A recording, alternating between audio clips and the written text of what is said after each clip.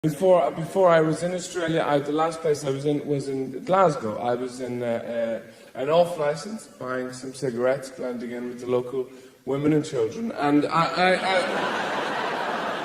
there was a young man in front of me, very friendly, with a whole case of beer balanced on his stomach. And he turned around to me and he said, and I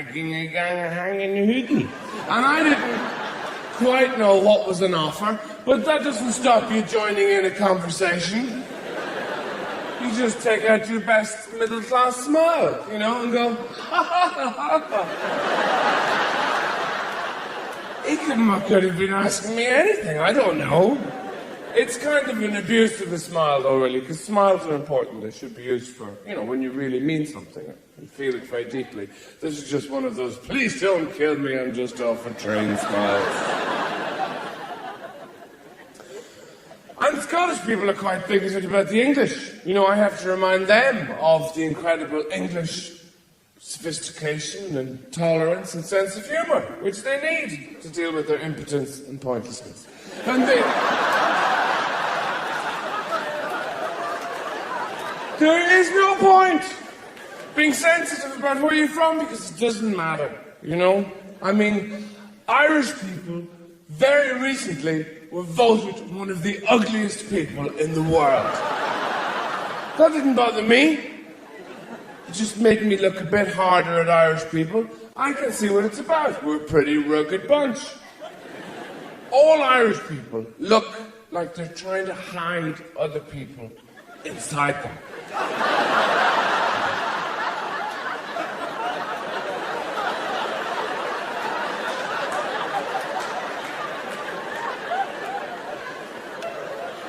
Even newborn babies have that look.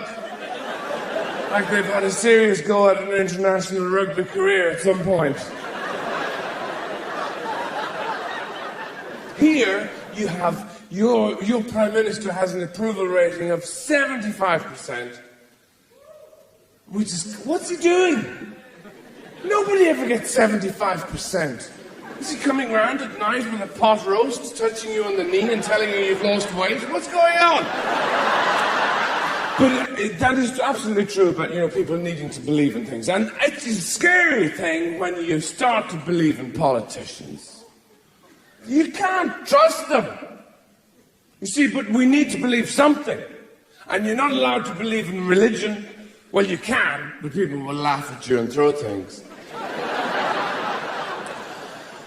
Because it was just sort of decided in the 20th century that religion is basically a formalized panic about death. That's all. I mean, look at the Catholic Church, the campest organization on the planet with the purple robes, gold bits on the side, jewelry so big if they let it fall it will kill people. What else can it be but this sort of ritual of panic about death? Death is coming, quick, put on the gold hat.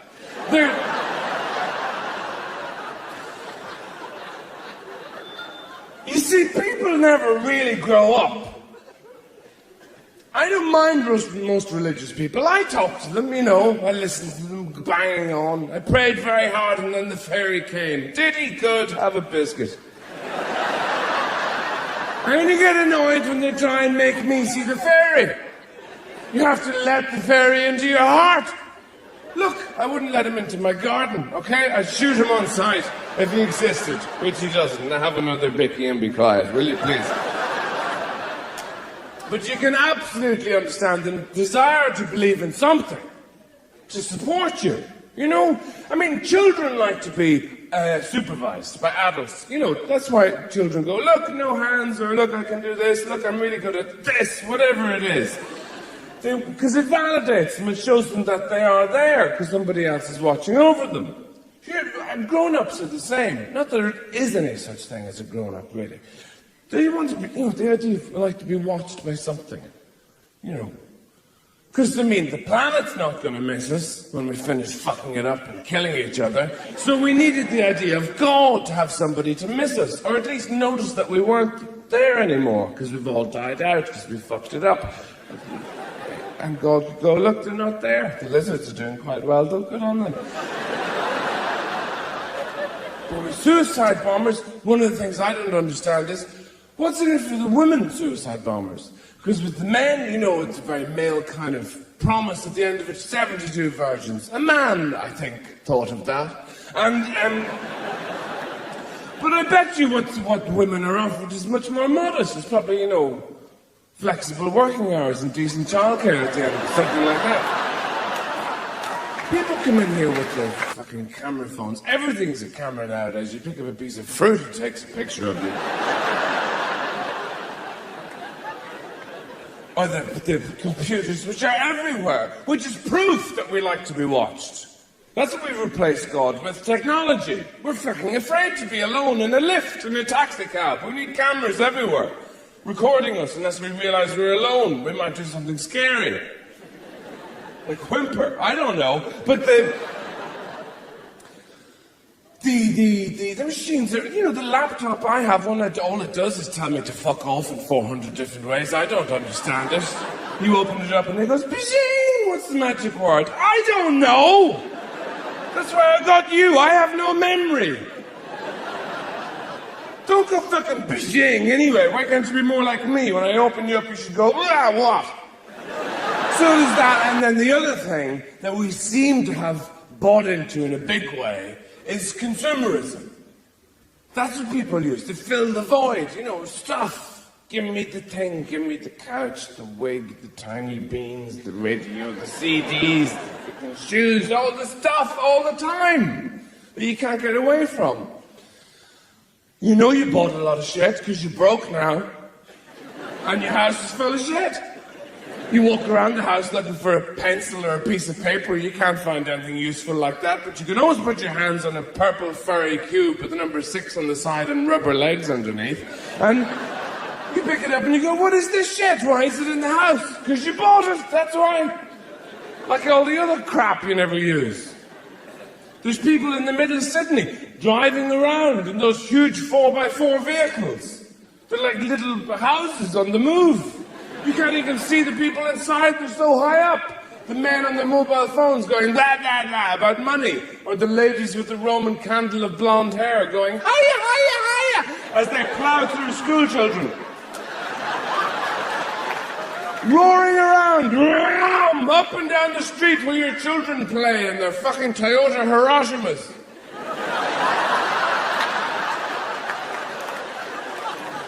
So they can get to the mall quicker. To buy more shit, to put it in the house. The jewellery, the clothes, the perfume. We're the only organism the planet is actively asking to fuck off. By burning things and freezing things and melting things on us. It's like going past the ocean and seeing it spit out whales. Fuck off, I've had enough of you. Passing the eucalyptus tree as the koalas hang on, the tree's going, get the fuck away from me! In Britain and Ireland, where people talk about the weather all the time, all day, there's no story, there's no weather. But Irish people especially insist on drama, so you'd hear things like, oh, it was fierce mild! It's touch and go there for a while. There's millions of people for everybody. There's more than enough. We're very overstocked on ourselves. But it's because we all think we're so fabulous. The first half of your life is all spent getting over yourself anyway. You know, you would think you're amazing, unique. Young people walking around going, you know, the funny thing is, I was just in the kitchen, but now I'm here in the bedroom. Get a load of me. I just go on and on.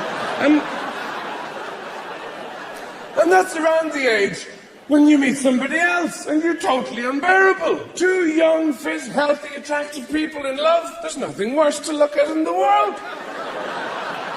Going around going, I can't believe I met you because I'm amazing and you're amazing and we're surrounded by shitheads. It's just amazing.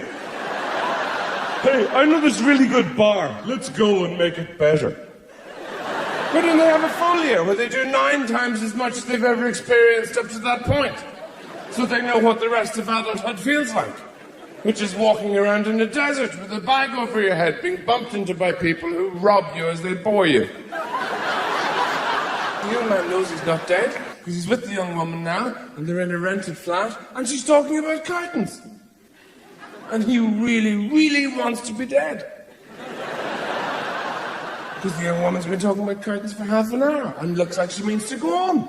And she's saying, what do you think? Should we get the purple ones with the really subtle blend into the pink tonalities towards the ends? Or should we get that ones with the look like a tree, but it's at night and you're passing in a car? Which one do you think we should get? What do you really feel? I can't make this decision by myself. What do you really truly feel? And what he really truly feels is, I cannot begin to describe how much I don't care. I didn't know we had windows. Until you brought all this shit up, okay? Stop saying wallpaper, furniture, floor. It's bourgeois. Eat the chicken from my hat. Come on.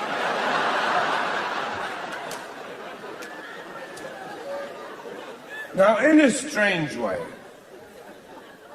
when you're young, death is on your mind more. You don't think about it. You don't think about anything. You know, I was young once. I remember. You don't think about anything. You're very stupid. Young men in particular are very stupid because they're paralyzed by lust. You spend your time looking at young women, going, ah! Ah! Oh, ah! Please! Please let me help you, please. Take me home. I can hold parts of you while the rest of you gets on with tasks. Please! Come on! Stood on the same street corner for days at a time. Now, I still see them, of course. Sometimes I still stop and stare. But different things go through my mind now, with time passing, you know? I look at them, I go, ah! Ha ha! Give me your kidneys. You're wasting them! Fucking fruit and salad, come on, I need backup here. I'll give you a pair of shoes. It's there as a motive force, making you do things. Go and get a job. Go and find a flat. Find somebody else, put them in the flat, make them stay. Get a toaster, go to work, get on the bus, look at your boss, say fuck, sit down, pick up the thing, go blank, scream internally, go home, listen to the radio, look at the other person, think why did this happen? Go to bed, lie awake at night, get up, feel groggy, put the things on your clothes, whatever they're called, go out the door, into work, same thing, same people again, it's real, it is happening to you. Home again, sit, radio, dinner, gardening, death. So, and the children obviously change everything. You know, because men have a very narrow focus a lot of the time, especially when they're doing something. So, you know, men like plans. I like, you know, you think you do that, and then that can happen. You go, so if you go on holiday with a child, you might think, oh, let's go to the old part of the town. Yeah, that's what we'll do. We'll go where they have cobblestones and cafes and art galleries, and it'll be really good. And we'll walk around, and it'll be fantastic. And then we'll go and we'll have some kind of nice lunch at a bistro or something, and it'll be great. And then the child goes, Daddy, look, a stick! And you go, yeah, well, we're going over there to the old part of town because there's this little place. And we go there. No, look, the stick is beside some poo. And you think, well, yeah, you're right. Fuck it, let's make a day of it here. We'll get a picnic. Why not? You know, people go, oh, don't go outside. Or inside. Get into the cupboard with some spinach. And, well, I was a child. Kick you out of the house and you weren't expected to come back till there were bats.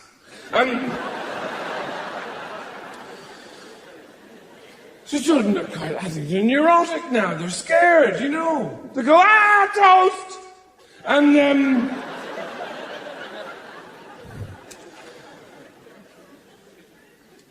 if you have friends who don't have kids, they can sound very naive. You know? You single friends without children, or just people without children, because they ask you stupid things. Like, what did you do at the weekend? as you try to distinguish one moment from any other in the blur of screams, stains, and tears that made up Saturday and Sunday, they will tell you what they did, which is all they ever wanted to do in the first place. We went to that really cool place, you know the one you haven't heard of? Yeah, they make their own tomatoes out of vodka. It was great.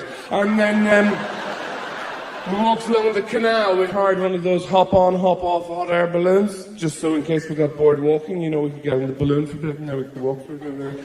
And then, I think we saw some French double bill of old movies, you know, which reminded us we hadn't had sex in about half an hour, so we did again. And then we went and we did that, we're both in a band. Yeah, it's doing really well. It's called Black Yogurt. We did this sort of lunchtime gig.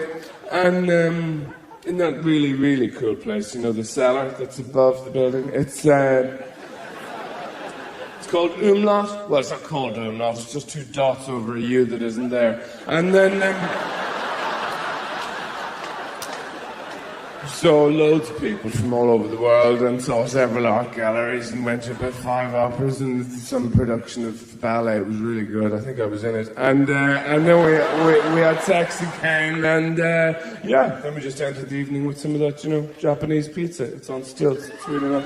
And then it comes back to you as you did. You go, oh yeah, I remember. I scraped hardened Weetabix off the kitchen tabletop for 2.5 hours, and then I tried to have a shit. It didn't quite work out, but there's a window on Wednesday, I think. You should come round, we'll make an evening of it. And people will kill you over time. They will shave out every last morsel of fun in you with little harmless sounding phrases that people use every day. Like, be realistic. Can't you just for half a second be realistic? Now what that means is, see reality my way or die!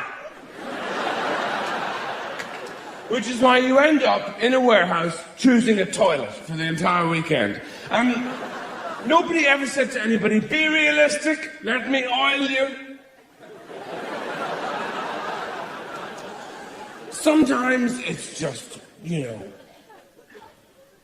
insulting. It's all sex with you, isn't it? Hey? No, it's not. No, I resent that. Sometimes I want a snack during. And sometimes it is fiendishly clever. Like, why are you in a bad mood? See, that's genius. You have to break that down to understand it. Somebody has said to you, why have you chosen to feel awful, thereby making me aware of you? Because I have no choice in the matter. And why do I continue to live with you, even though you're so gravely mentally ill? And I don't get any government money. First thing in the morning, when nobody should be speaking, my wife says things like, you look terrible. What? Am I sick? No, you just look old and terrible. Morning. That's an awful thing to say to somebody. It's because I care about you. Don't say hello to the children, you'll frighten them. So she's about upstairs. But you get to say really good things as well, like, the phrases that would just have died out otherwise, like, how dare you? Straight from the Victorian theatre. People love talking like that. They feel 12 feet tall. How dare you? Running home from work to find the other person. They go, where are you? I know you're here, so there you are. How dare you? What the fuck do you mean, how dare I? Have you got a ray gun in your pocket or something? Shut up. My favourite one is, I know what you're thinking. Oh, do you? Do you really? Well done. I know what you're thinking too. I know what everybody's thinking. They're thinking I'd like to be lying face down on a cushion with my mouth full of chocolate and something lovely happening to my lower half.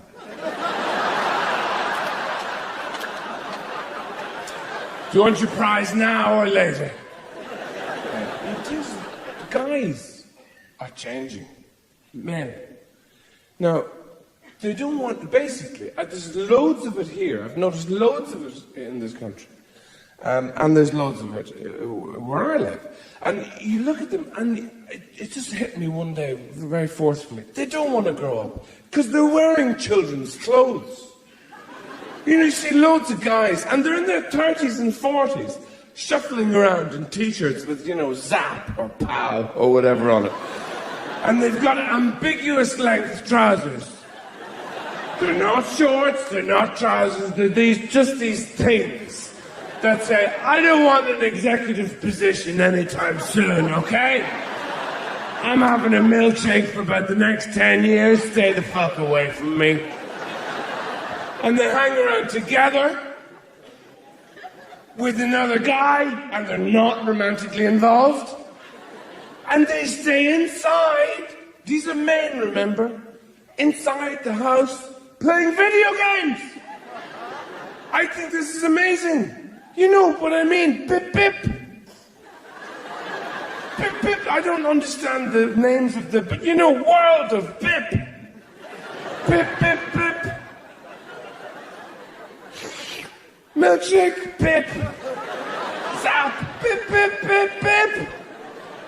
A few generations ago at this age, they would have been dead by now. And they're going, Pip, dude, you got more pips than me. I am so gay. So, women are having children much later. Do you know the average age of a woman having a child in this country? Do you? 89 years old. That's right. Waiting for these fucks to grow up. Because what have they got to pass on to their children? Apart from watch out for the snakes on level 6. There's a young woman who works in my local grocery shop, and I don't go in there anymore because she's so repressed. She speaks to me the same way she speaks to everybody else. You go in there and you put your grapes or butter or whatever it is you're getting in front of her, and she goes, "Hi, how are you?"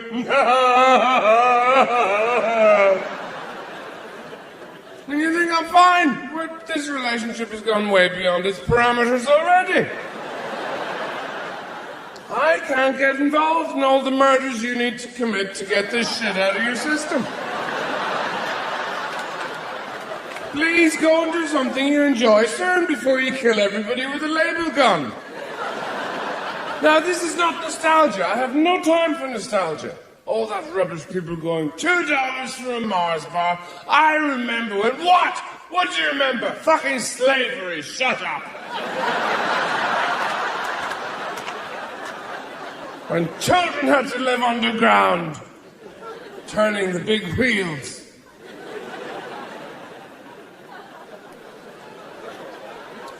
No, I'm just talking about a different time. This is when a man would receive a phone call in a pub on a landline, and it would be for him. Men died in pubs, sometimes on the phone, frequently with a large ham under their arm. This is when a man would express a strong opinion on a subject he knew nothing about as a point of honor. And to emphasize his position, he would take off his hat so you would see his comb-over, which was nothing to be ashamed of. It might writhe in the breeze like a cobra or a live cable, but it belonged to him. Or he might have that haircut you don't see anymore, the very, very thin white hair that you can see through to the flock wallpaper at the back of the man. Wonderful, thin white hair. People shave it off now because they think it looks cooler, the fools. They're missing out on this fantastic look of purely theoretical hair. It looks like a thought bubble clinging to the skull. This was also in the time when a woman had women's things.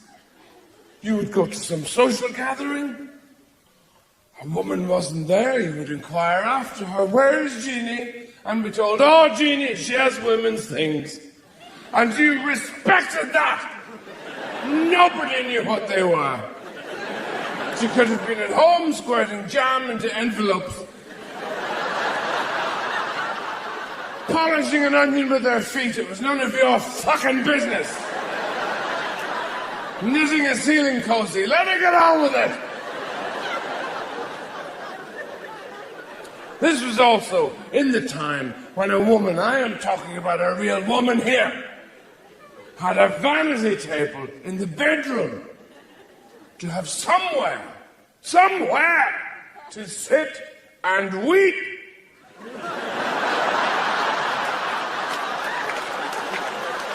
About all the terrible things done to her by men. Because women have memories. Short, medium, long. They've got it all. A woman remembers something you said 17 years ago. And the way you looked at her just now. And to aid that memory, the woman would open a hat box full of precious things. A curly whirly wrapper that meant so much.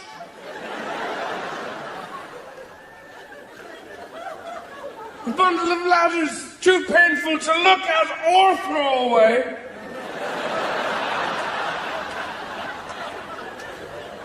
They have to be kept so they can never be looked at. The brain is the simplest organ in the body. It only has 3 bits. There's the front bit, which is the bit you scratch when you come in at 1:30 in the morning, and the person you live with says, where the fuck were you? The middle bit, which tries to come up with the excuse, and the back bit, which plays the last song that was on in the pub. Do you want to go over there? Do you want to go? No, I don't know what I was thinking. I read about it in the paper. Apparently some other people went over there and they quite liked it. What about over here? Over here. No, insanity. I know. I'm just going to stand like this until you tell me what you want to do. Because they're afraid of a woman's contempt. And women, as a group, en masse, do show contempt for men en masse. Now, a woman might be afraid of an individual violent man, which is very sensible. Everybody should be afraid of an individual violent man. But as a group, you hear a lot of contempt about men. Oh, look at them. Look, there they go. One of them's trying to do something. But it's a myth that men don't have their own version of PMT. Of course they do. Every woman knows this. It's a very simple experiment to conduct. All you've got to do is be with the man, wait until he starts doing something, and then go up and talk to him. What is it now? I'm opening fish fingers, can't you see? You come in, you're walking on the floor, breathing the air like it's yours, talking and doing something. They've fallen on the floor. Are you happy? Are you happy now?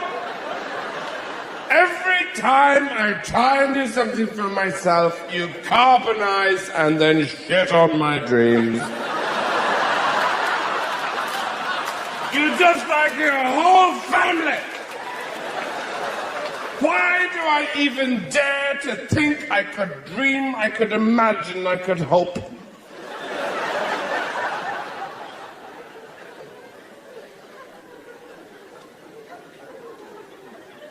Now, men, imagine that they have memories because they sometimes experience violent déjà vu. A man will grip his girlfriend, wife, partner and say, we've been here before! We're in the supermarket car park.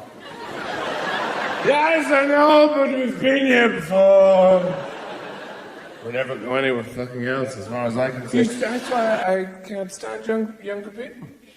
Healthy people, healthy, young, attractive people doing what they want, bending down and getting up in the same afternoon. It's revolting. Because I remembered that. Please don't let me die in a gardening centre. Don't let me turn into one of those people who begins every single fucking conversation with the words, "I'm not a racist, but..."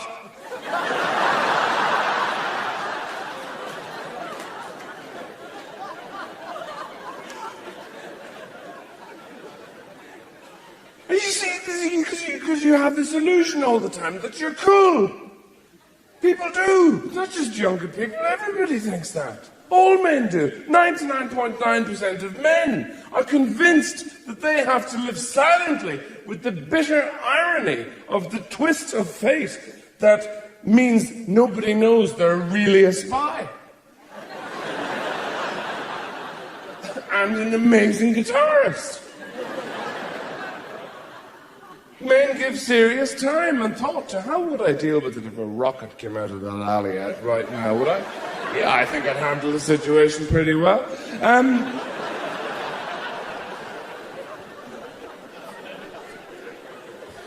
A spy who plays guitar at night. And I basically think, I'm what would have happened if James Dean had lived and discovered carbohydrates in orthopedic shoes. Would you please stop taking pictures on your tiny, annoying fucking camera? This is happening to you in real time. You are having the experience. There's not much point trying to verify that you were at the event when you were actually here. And men being very decisive and saying, we're going over there, we're doing that, and it's going to take ages, and we're going to have to build a bridge to get there. I've never been one of those guys, So I didn't know if the men who fix things and know stuff and go, yes, over there. My wife says things like, the water heater seems to be, and I go, get a man! Get a man! I do not speak pipe or hammer. Leave me alone. There's a bag of money and a biscuit tin in the kitchen. Give it to some men. You have to know what you want. Because the beast says, give me the good stuff, not the bad stuff. You have to say, well, what do you mean? You engage with that part of yourself. What is the good stuff? What is the bad stuff? You know the good stuff. Whatever I'm not allowed. That's the ultimate human shopping list. I'd like some illegal, some forbidden, some frowned upon, and some downright disgust, please. I'd like that to go. Thank you. And what is the good stuff? What is the bad stuff? I'm confused. There's only two things. It's not that difficult. But, what is the bad stuff? Fucking mornings. What is that about? That time is a huge lie. Get up, we're going to be late. Quickly. Late, imagine it. The disaster if we're late. What will happen if we're late? I can't even bear to think about it. Late is an idea. Late is bullshit. Doesn't matter how fucking late you are. You can turn up in your pajamas scratching your nuts with a fork. The same old shit's gonna be there. It's a lie. People running up to you saying, what do you think in the morning? What do you think? Think. I'm not even fucking breathing. Go away with your think. It takes you 3/4 of an hour to find your face and apologize to it. And how do they lure you back into the world, into the human race, into consciousness itself, with the great traditional breakfast? As eaten here and in Britain and Ireland and lots of other places. Fried slices of dead pig, tubes of dead pig, some fungus and a chicken's period on a plate.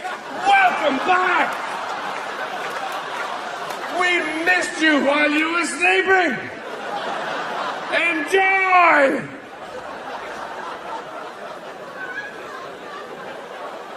You can always go for the healthy option. Of course you can. Of course you can. Some yummy cereal. Dust with milk. Says it right there on the box. In big primary coloured letters. Contains fibre. Goody gumdrops. I was up all night fantasizing about fucking fibre. You know that feeling when you get a belly full of fibre and you can skip around the room taunting everybody who didn't get theirs? Remember all those times in your life when you stop strangers in the street and scream at them, I need some fibre! You know, the weirdest things get taken away from you. Like, I used to have toenails. I remember them, I took pictures. And now I have the sheeting they put on battleships. My family are afraid of me. They make me clip them in the garden. I brought down 3 seagulls last week. Eyebrows. I had eyebrows. People used to come from nearby just to touch them. Nowadays I have these fucking things. I get shortwave radio signals on them in the evening. I wake up in the morning, it looks like giant spiders trying to eat my eyes. Ah! No, you try all the old tricks, you know, because you walk into a crowded room and you suck in your gut and you see the other one underneath. Hello, I'm Jeff, your pointless second stomach. You don't need to feed me or anything, I'm a gift from death. Because death is like the dawn thing, send him a message. The other morning, I woke up. I was frightened. I'm always frightened in the morning. I never know where I am. But I heard this beautiful, reassuring sound. It sounded like my childhood. I thought, what's that? There's church bells behind the hill. Or no, it's an ice cream van in the rain. It was me, breathing.